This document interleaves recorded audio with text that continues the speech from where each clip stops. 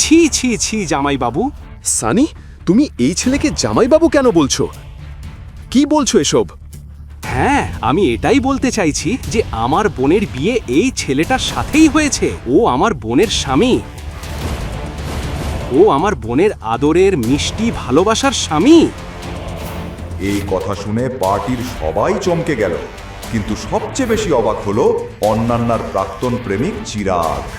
না অনন্যা, তুমি এটা করতে পারো না। আমি এত বড় লোক, আর তুমি কি না এই ভিখারিটাকে বিয়ে করলে?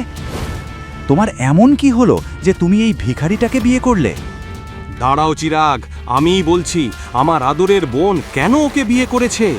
এরপর সানি নাটকীয়ভাবে সেখানে উপস্থিত সবার সামনে সেই অদ্ভুত বিয়ের গল্পটা বলতে শুরু করলো। কিভাবে অভিনবকে অনন্যার বিছানায় পাওয়া গিয়েছিল, কিভাবে দাদু তাদের বিয়ের আদেশ দিয়েছিলেন। সব শুনে সবাই চুপ হয়ে গেল।